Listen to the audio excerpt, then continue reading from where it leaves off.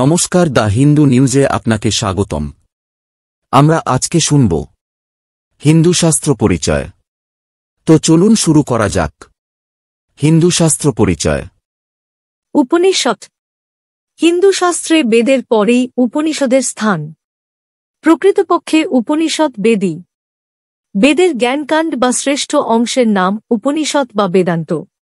শ্রদ্ধালু শিষ্য শ্রীগুরু সমীপে উপস্থিত হইয়া জিজ্ঞাসা করিলেন, হে ভগবান, এই জগতে কোন বস্তুটি জানিতে পারিলে সমস্ত কিছুই জানিতে পারা যায়? উত্তরে গুরুদেব বলিলেন, এই জগতে দুইটি বিদ্যা জানিবার আছে, পরা বিদ্যা ও অপরা বিদ্যা।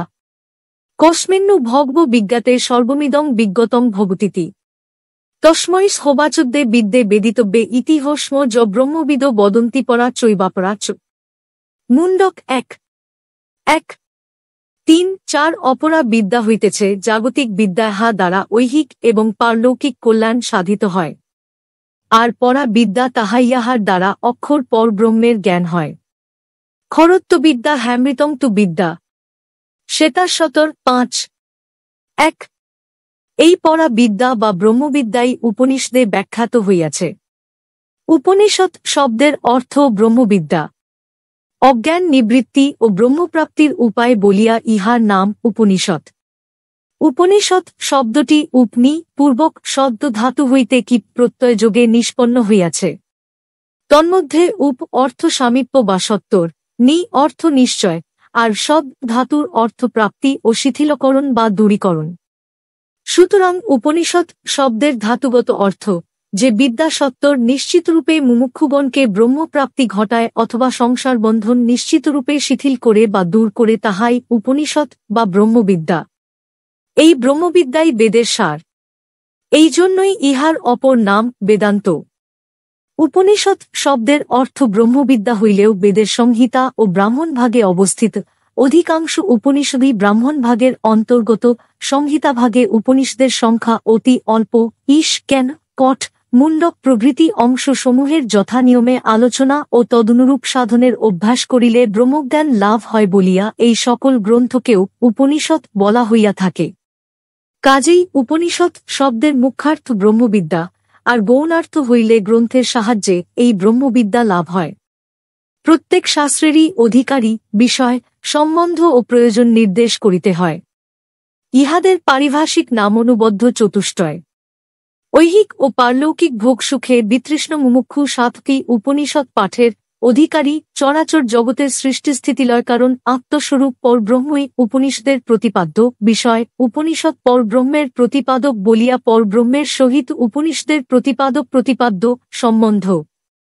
উপনিষদের প্রতিপাদ্য পরব্রহ্মের শ্রবণ, মনন, নিদিধ্যাসন দ্বারা শোকমোহের বিনাশ, ব্রহ্মস্বরূপতার প্রাপ্তি ও জন্মমরণরূপ সংসার নিবৃত্তি হয়। হার জন্য উপনিষদ শাস্ত্রের প্রয়োজন।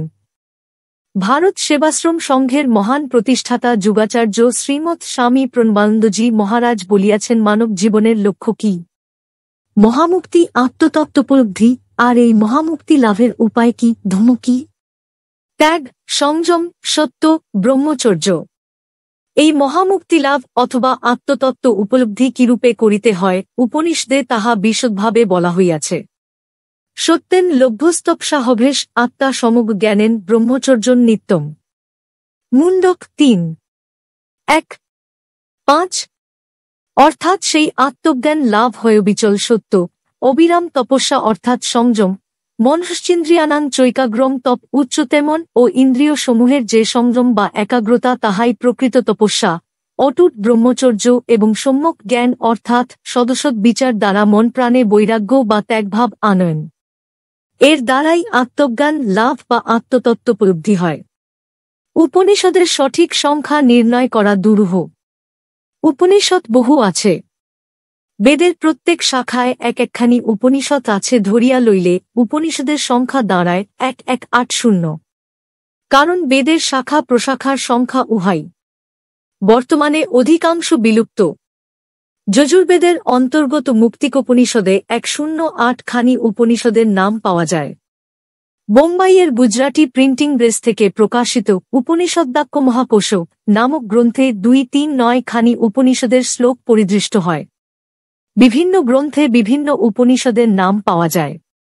তন্মধ্যে ঋগ্বেদের অন্তর্গতৈতরে, কৌশিতকি, কৃষ্ণ যজুর্বেদের অন্তর্গত তৈত্তিরীয়, ব্রহ্মা, কৈবল্য, শ্বেতাশ্বতর, নারায়ণ, অমৃতবিন্দু, শুক্ল যজুর্বেদের অন্তর্গতৈষ, বৃহদারণ্যক, জাবাল, হংস, পরমহংস, সামবেদের অন্তর্গত কেন, ছান্দোগ্য, আরুণী, মৈত্রায়ণী, অথর্ববেদের অন্তর্গত প্রশ্ন, মুশুক, মান্ডুক্য, অথর্বশীর, বৃহজ্জাবাল ইত্যাদি।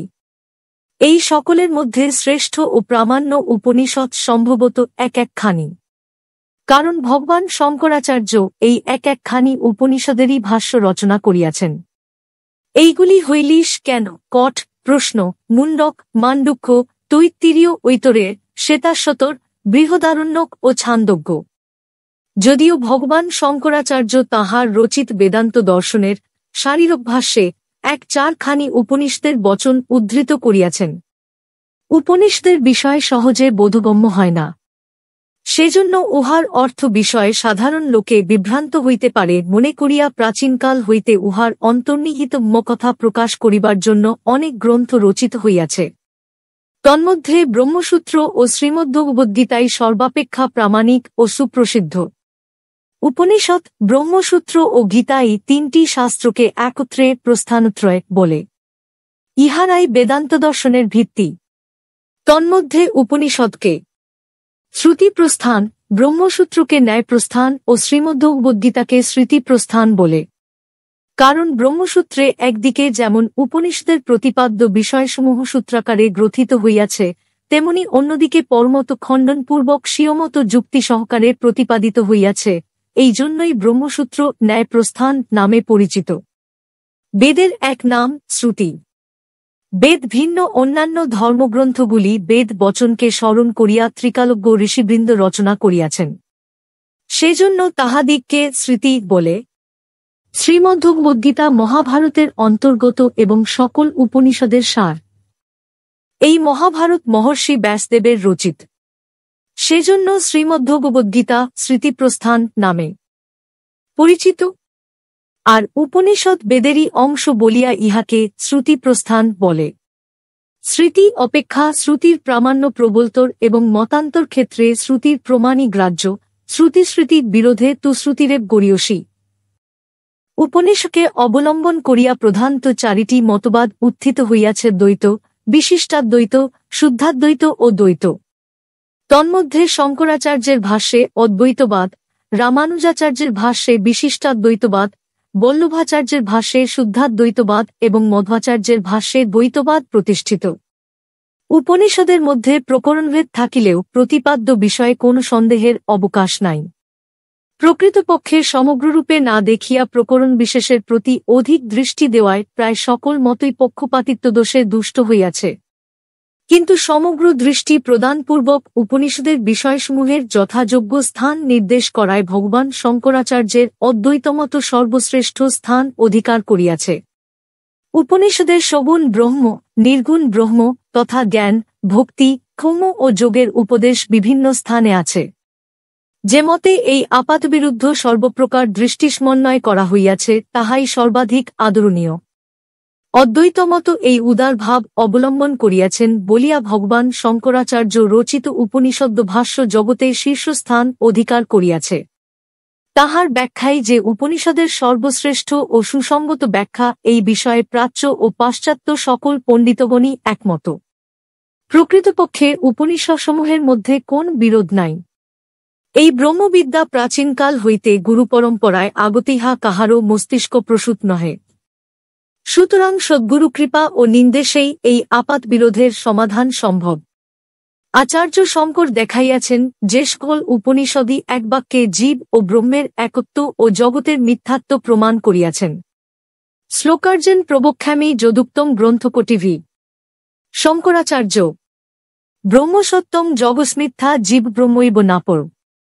অর্থাৎ কোটি কোটি গ্রন্থে যাহা বলা হইয়াছে, তাহা আমি মাত্র অর্ধশ্লোকে বলিব। ব্রহ্মাই সত্য, এই দৃশ্যমান জগৎ অনিত্য এবং জীব স্বরূপত ব্রহ্মাই, অন্য কিছু নহে। কি গভীর তত্ত্ব, কি অনাবিল শান্তিলাভের উপায় যে এই উপনিষদে বিবৃত হইয়াছে, তাহা ভাষায় বর্ণনা করা যায় না। যিনি ইহার গভীরে নিমজ্জিত হইয়াছেন, তিনিই পরমানন্দ লাভ করিয়া জীবনজন্মের উদ্দেশ্যলাভের সফল হইয়াছেন। কি প্রাচ্য, কি পাশ্চাত্য সমস্ত দেশের পণ্ডিতগণই এই উপনিষদের মাহাত্ম্য উচ্ছ্বসিত কণ্ঠে কীর্তনা করিয়াছেন। প্রসিদ্ধ জার্মান পণ্ডিত সোপেনহার এই উপনিষদসাগরে অবগাহন করিয়া কি গভীর শাস্তি যে লাভ করিয়াছেন তাহা তিনি উচ্চকণ্ঠে বলিয়াছেন। It has been solace of my life. It will be the solace of my death. Schopenhauer led in translation of the Upanishads quoted in ancient India. অর্থাৎ পৃথিবীতে উপনিষদের ন্যায় এইরূপ সুউচ্চ ভাবপূর্ণ ও শান্তিপ্রদ গ্রন্থ আর নাই। উপনিষদ আমার জীবনের সান্ত্বনা। আবার মরণের পরেও ইহাই আমার জীবনের সান্ত্বনা হইবে। বেদ ও উপনিষদের উপরেই হিন্দু ধর্মের ভিত্তি। জন্ম হইতে মৃত্যু পর্যন্ত যত কিছু ধর্মকর্মাদি করা হয় এবং যে ভাবধারা অবলম্বনে হিন্দুর জীবন পরিচালিত হয় তাহার মূলে আছে বেদ ও উপনিষদ। বস্তুত যিনি বেদের প্রামাণ্য স্বীকার করেন না, তিনি হিন্দু ধর্মাবলম্বী বলিয়া পরিচিত হইতে পারেন না। উপনিষদ প্রতিপাদ্য ব্রহ্মজ্ঞান লাভ করিলেই মানুষের জীবন ধন্য ও কৃতার্থ হয়। ইহ চেদবেদিদৎ সত্য ন চেদিহাবেদিত মহতি বিনষ্টিত। কেন 2-5 ঈশ কট মুশুক শ্বেতাশতর এই চারিখানা পদ্যাত্মক উপনিষদ সেই প্রাচীন যুগ হইতে নিত্যপাঠ্য সাধ্যায় ছিল। কঠোপনিষদের ছোট্ট একটি গল্পের মাধ্যমে গভীর আত্মজ্ঞান বা ব্রহ্মজ্ঞান লাভের উপায় সহজ ভাষায় উপদিষ্ট হইয়াছে। মুনি উদ্দালক সর্বস্ব দক্ষিণাসহ বিশ্বজিৎ যজ্ঞ অনুষ্ঠান করিলে তাহার শিশুপুত্র নচিকেতা পিতাকে পুনঃ পুনঃ জিজ্ঞাসা করিলেন, পিতা, আমাকে কাহাকে দান করিবেন? বিরক্ত হইয়া ঋষি উত্তর করিলেন, তোমাকে যমকে দিলাম। নচিকেতা যমালয়ে গিয়া তথায় যমরাজের অনুপস্থিতির জন্য 3 দিন অনাহারে অবস্থান করেন। পরে যমরাজ সেই ত্রুটি পূরণার্থে নচিকেতাকে 3টি বরদান করেন। নচিকেতা প্রথম বরে ঐহিক সুখ, দ্বিতীয় বরে পারলৌকিক স্বর্গলাভ এবং তৃতীয় বরে আত্মজ্ঞান প্রার্থনা করেন। কিন্তু আত্মজ্ঞান অত্যন্ত দুরূহ বলিয়া যমরাজ নচিকেতাকে নানারূপ প্রলোভন দেখাইয়া পরীক্ষা করেন। শেষে বিষয়ভোগের সমস্ত পরীক্ষায় উত্তীর্ণ দেখিয়া ভগবান যমরাজ নচিকেতাকে আত্মজ্ঞান উপদেশ করেন। প্রথমে শ্রেয় ও প্রেয়ের স্বরূপ বর্ণনা করিয়া আত্মার দুর্জয়তা এবং আত্মবিষয়ক বক্তা ও শ্রোতার দুর্লভতা কীর্তন করেন। তত্ত্বজ্ঞ গুরুর নিকটেই আত্মজ্ঞান লাভ হয়, কেবল যুক্তি ও তর্কের দ্বারা আত্মজ্ঞান লাভ হয় না। আত্মজ্ঞান লাভেই পরমশান্তি লাভ ও সুখ দুঃখের নিবৃত্তি হইয়া থাকে। একমাত্র বিশুদ্ধ ও নিশ্চল মনের দ্বারাই ব্রহ্মজ্ঞান লাভ হয়। মেধা বা শাস্ত্রজ্ঞান দ্বারা তাহাকে লাভ করা যায় না। যিনি ভক্তিপূর্বক তাহার আরাধনা করেন, তাহারই নিকট তিনি স্বস্বরূপ প্রকাশ করিয়া থাকেন। এই আত্মজ্ঞানের পথ ক্ষুরধারের ন্যায় দুর্গম। শ্রেষ্ঠ আচার্য তথা সদ্গুরুর নিকটেই ইহার রহস্য অবগত হওয়া যায়। ইন্দ্রিয়গণ সাধারণত বহির্মুখী বলিয়া অন্তরাত্মাকে দর্শন করিতে পারে না। এই বহির্মুখী ইন্দ্রিয়গণকে অন্তর্মুখীন করিতে পারিলেই আত্মস্বরূপের জ্ঞান হয়। আত্মজ্ঞান লাভ হইলেই ব্রহ্মজের আত্মাও ব্রহ্মস্বরাপ হন। যিনি এই ব্রহ্মকে এই জীবনেই জানিতে পারেন তাহাকে আর শরীর ধারণ করিতে হয় না। তিনি মুক্ত হইয়া যান। আর যে তা পারে না সে বারবার জন্মগ্রহণ করিতে বাধ্য হয়। এই জন্য এই জীবনেই ব্রহ্মজ্ঞান লাভ করা একান্ত আবশ্যক। চক্ষু প্রভৃতি কোন ইন্দ্রিয়ের দ্বারা ব্রহ্মদর্শন হয় না। একমাত্র নিশ্চল ও বিশুদ্ধ মন দ্বারাই তাহার সাক্ষাৎকার হইয়া থাকে। সমাধিতে অপরোক্ষ দর্শন হয়। হৃদয়ে সমস্ত কামনা বাসনা দূর হইলে চিত্তশুদ্ধ হইয়া মানুষ এই দেহেই ব্রহ্মজ্ঞান লাভ করিয়া ধন্য ও কৃতকৃতার্থ হয়। ইহাই সমস্ত বেদান্ত শাস্ত্রের সর্বশ্রেষ্ঠ উপদেশ। অতএব এই জীবনেই ধৈর্যসহ সাধন ভজন করিয়া ব্রহ্মস্বরূপতা লাভ করা মানুষমাত্রেরই অবশ্য কর্তব্য। সৃষ্টি বিষয়ে তৈত্তিরীয় উপনিষদে বলা হইয়াছে পর ব্রহ্ম সত্যস্বরূপ, জ্ঞানস্বরূপ ও অনন্তস্বরূপ। সেই পরমাত্মা থেকেই আকাশ উৎপন্ন হয়।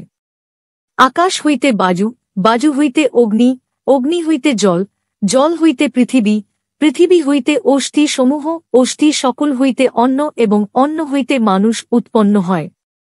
সত্যং জ্ঞানন্তং ব্রহ্ম তস্মাদ্দা এতস্মাদাত্মন আকাশ সম্ভূত। আকাশাদ্দাজুব বায়ুর্নিত অগ্নেরাপ অন্তু পৃথিবী পৃথিবা ওষধায় ওষ্ঠিব্রহণ্যম অন্নাৎ পুরুষ তৈত্তিরীয় 2:1-3। সেই পরব্রহ্ম চিন্তা করিলেন, আমি এক আছি, বহু হইব, আমি উৎপন্ন হইব। সৃষ্টি বিষয়ে এইরূপ চিন্তা করিয়া তিনি নিজ হইতেই জগতের সমস্ত কিছু সৃষ্টি করিলেন। সৃষ্টি করিয়া তিনি উহাতেই প্রবিষ্ট হইলেন। সোহকাময়ত বহুশান প্রজায়েতি স্তপহতপত স্তপস্তপ্তা ইদং সর্বম সৃজত যদিদং কিঞ্চ তৎসৃষ্টা তদেবানুপ্রাবিশত। তৈত্তিরীয় 2:6-3। মুন্ডক উপনিষদে বলা হইয়াছে, যথোর্ণনাভি সৃজতে গৃহতেজ যথা পৃথিব্যামোষধয় সম্ভবস্তি যথা শত পুরুষাৎ কেশলমানি তথাহক্ষরাৎ সম্ভবতিহ বিশ্বম। মুন্ডক 1:1-7। অর্থাৎ মাকড়সা যেরূপ কারণান্তরনিরপেক্ষ হইয়া নিজ শরীর হইতে সুতা উৎপাদন করে ও আত্মসাৎ করে পৃথিবীতে যেরূপ তদন্তী ঊর্ধ্বাধ সমূহ জাত হয়, সজীব পুরুষ শরীর হইতে যেরূপ বিজাতীয় কেশ ও লোমসমূহ নির্গত হয়, সেইরূপ অক্ষর পরব্রহ্মা হইতে এই বিশ্ব ব্রহ্মাণ্ডের যাবতীয় বস্তু উৎপন্ন হয়। পরমাত্মা এই জগতের সমস্ত কিছুর মধ্যে ওতপ্রোতভাবে জড়িত, ইহা উপনিষদেরই মহাবাণী। সর্বং খণ্ডিদং ব্রহ্ম ছান্দোগ্য 3:1-4-1। ঈশা বাস্যমিদং সর্বং যৎকিঞ্চ জগত্যাং জগৎ। ঈশ 1:1। স্রষ্টা ও সৃষ্ট পদার্থে কোন প্রভেদ নাই, পরমাত্মাই সর্বভূতে সর্বাবস্থায় বিরাজমান। এই জ্ঞান যিনি লাভ করিয়াছেন, তাহার আর কিসের দুঃখ, কিসের ক্লেশ। ঋষি উদ্দালক আরুণী নিজপুত্র শ্বেতকেতুকে পরমাত্মা বিষয়ে উপদেশ দিতেছেন। বৎস, মধুমক্ষিকাগণ বিভিন্ন বৃক্ষের পুষ্প হইতে মধু সংগ্রহ করিয়া মধুচক্র রচনা করে। সেই মধুচক্রে কত বিভিন্ন পুষ্পের বিভিন্ন প্রকার মধু একত্রিত হইলে কোন বৃক্ষের কোন জাতীয় পুষ্পের মধু কোথায় আছে তাহা যেমন কেহ নির্ণয় করিতে পারে না, সেইরূপ প্রাণীসমূহের জীবাত্মা পরমাত্মায় বিলীন হইলে তখন আর কোনক্রমেই আপন অস্তিত্ব অনুসন্ধান করিয়া পাইবে না। পরব্রহ্মের এই বিশ্বব্যাপক ভাব আরও অধিকতর বিশদভাবে বুঝাইবার জন্য ঋষি পুত্রকে বলিলেন, পুত্র, কিছুটা লবণ একটি জলপূর্ণ কলসির মধ্যে রাখিয়া আইস।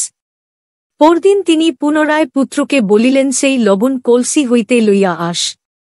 পুত্র দেখিয়া আসিয়া বলিলবন সম্পূর্ণরূপে জলের সঙ্গে মিশিয়া গিয়াছে। তখন ঋষি কলসির উপর হইতে কিছুটা, মধ্য হইতে কিছুটা এবং একেবারে তলদেশ হইতে কিছুটা জল আনয়ন করাইয়া তাহাকে আস্বাদন করিতে বলিলেন। পুত্র দেখিলেন সমস্ত জলই লবণাক্ত। তখন ঋষি তাহাকে বুঝাইয়া দিলেন, পরমাত্মাও এই প্রকার সর্বব্যাপী, জলের মধ্যে অদৃশ্যভাবে লবণের বিদ্যমানতা যেরূপ সম্ভবপর, পরমাত্মাও সেইরূপ অদৃশ্যভাবে সর্বভূতে বিরাজমান আছেন। ছান্দোগ্য উপনিষদ 9। এক ঋষি বালক ভৃগু পিতা বরুণের নিকট জিজ্ঞাসা করিলেন, হে ভগবান, আমাকে ব্রহ্মজ্ঞান উপদেশ করুন। উত্তরে ঋষি বলিলেন, যত বা ইমানি ভূতানি জায়ন্তে যেন জাতানি জীবস্তি যৎ প্রয়ন্তভি সংবিশন্তি তদ্বিজিজ্ঞাস্য তদ্ব্রহ্মেতি। তৈত্তিরীয় 3:1। অর্থাৎ যাহা হইতে এই নিখিল প্রাণীবর্গ উৎপন্ন হয়, উৎপন্ন হইয়া যাহার দ্বারা বর্ধিত হয়, বিনাশকালে যাহাতে গমন করে এবং যাহাতেই বিলীন হয়, তাহাই ব্রহ্ম। তাহাকেই জানিবার জন্য তুমি তপস্যা কর। ভৃগু অনেক তপস্যা করিয়া শেষে জানিতে পারিলেন, আনন্দই ব্রহ্মা, ব্রহ্ম সচ্চিদানন্দ ঘনস্বরূপ। বৃহদারণ্যক উপনিষদে উল্লেখ আছে, মহর্ষি যাজ্ঞবল্ক্য একসময় গার্হস্থ আশ্রম ত্যাগ করিয়া সন্ন্যাস লইতে যাইবার প্রাক্কালে তাহার সাব্বী স্ত্রী মৈত্রেয়ীকে সেই কথা বলিলেন এবং তাহার সমস্ত সম্পত্তি তাহার দুই স্ত্রী মৈত্রেয়ী ও কাত্যায়নীর মধ্যে ভাগ করিয়া দিতে চাহিলেন। তাহাতে মৈত্রেয়ী জিজ্ঞাসা করিলেন, যদি এই ধনপূর্ণা সমগ্র পৃথিবী আমার হয়, তদ্দ্বারা কি আমি অমর হইতে পারি? উত্তরে ঋষি যাজ্ঞবন্ধু বলিলেন, না, ইহার দ্বারা বিত্তবান লোকে যেরূপ ভোগপরায়ণ জীবনযাপন করে তোমারও ঠিক তেমনি হইবে। কারণ ধন সম্পদ দ্বারা কখনো অমৃতত্ব লাভ করা যায় না। ইহার উত্তরে মৈত্রেয়ী তাহার সেই বিখ্যাত উক্তি করিয়াছিলেন, জেনাহং নামৃতা স্যাং কিমহং তেন কুর্জাং, যদেব ভগবন বেদ তদেব মেক্রোহিতি। বৃহদারণ্যক 2:4, 2:3। অর্থাৎ যাহার দ্বারা আমি অমরত্ব লাভ করিতে পারিব না, তাহার দ্বারা আমি কি করিব? হে ভগবান, অমরত্বের সাধন বলিয়া যাহা আপনি জানেন, তাহাই কৃপা করিয়া আমাকে বলুন। বিদেহরাজ রাজর্ষি জনক সর্বদাই ঋষিগণকে শাস্ত্রাধ্যয়নে ও শাস্ত্রগ্রন্থ সংকলনে উৎসাহিত করিতেন। তিনি নিজেও ব্রহ্মজ্ঞ ছিলেন। একসময় তিনি এক বিরাট যজ্ঞের অনুষ্ঠান করেন। সেই যজ্ঞে বহু বেদজ্ঞ ব্রাহ্মণ উপস্থিত হন। সেই সময় জনকের মনে এক কৌতূহল জাগে, যেই সমস্ত ঋষির মধ্যে কে শ্রেষ্ঠ তাহা জানিতে হইবে। তিনি শ্রেষ্ঠ ব্রহ্মজ্ঞকে গোদান করিবার উদ্দেশ্যে 1,000 গাভী আনয়ন করিয়া প্রত্যেক গাভীর শৃঙ্গদ্বয় 10 পাদ সুবর্ণমণ্ডিত করিলেন। তারপর যজ্ঞ শেষে তিনি করজোড়ে সমস্ত ঋষিগণকে আহ্বান করিয়া বলিলেন, হে পূজ্যপাদ ব্রাহ্মণগণ, আপনাদের মধ্যে যিনি ব্রহ্মিষ্ঠ, তিনি কৃপাপূর্বক এই গাভীগুলি গ্রহণ করুন।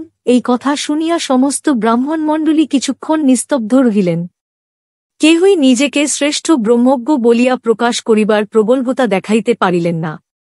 কিছুক্ষণ পর মহর্ষি যাজ্ঞবল্ক্য স্বীয় শিষ্য সামশ্রবাকে বলিলেন, হে সৌম্য, এই গাভীগণকে আমার আশ্রমে লইয়া চল। ইহা শুনিয়া সমস্ত ব্রাহ্মণমণ্ডলী অত্যন্ত ক্রুদ্ধ হইয়া যাজ্ঞবল্ক্যকে একের পর এক প্রশ্ন করিতে লাগিলেন।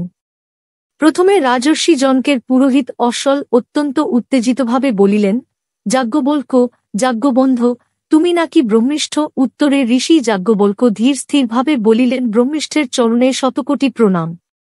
আমি শুধু বোধনপ্রার্থী মাত্র। তারপর আরও অনেকে তাহাকে প্রশ্নের পর প্রশ্ন করিতে লাগিলেন। তিনি ধীর গম্ভীর স্বরে সমস্ত প্রশ্নেরই যথাযথ উত্তর দিলেন।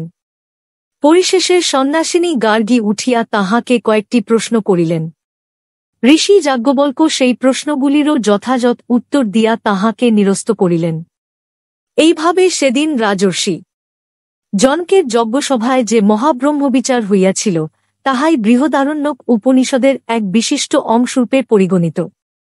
গার্গীর সর্বশেষ প্রশ্নের উত্তরে মহর্ষি যাজ্ঞবন্ধ বলিয়াছিলেন, যো বা এতদক্ষরং গার্গী অবিদিত্তা অস্মাৎ লোকাৎ প্রৈতি কৃপণ, অথ এতদক্ষরং গার্গী বিদিত্তা অস্মাৎ লোকাৎ প্রৈতি ব্রাহ্মণ। বৃহদারণ্যক 3:810। হে গার্গী, এই অক্ষর পুরুষকে না জানিয়া যিনি ইহলোক হইতে প্রস্থান করেন তিনিই কৃপণ, আর যিনি এই অক্ষর পুরুষকে জানিয়া ইহলোক হইতে প্রস্থান করেন তিনিই সত্যকার ব্রাহ্মণ। এইরূপে কত বলিব। বিভিন্ন উপনিষদে কত সুন্দরভাবে গল্পচ্ছলে কি অপূর্ব ব্রহ্মতত্ত্ব উপদিষ্ট হইয়াছে, তাহা পড়িলে মন প্রাণ আনন্দে পরিপ্লুত হয়, হৃদয়ে পরম শান্তি অনুভব করা যায়।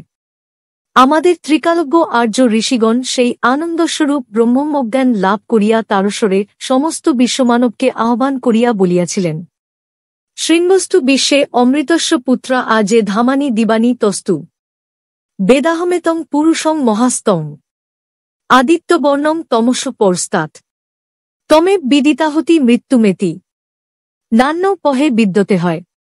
শ্বেতাশতর 2:5-3-8। হে বিশ্ববাসী অমৃতের সন্তানগণ, তোমরা শোন।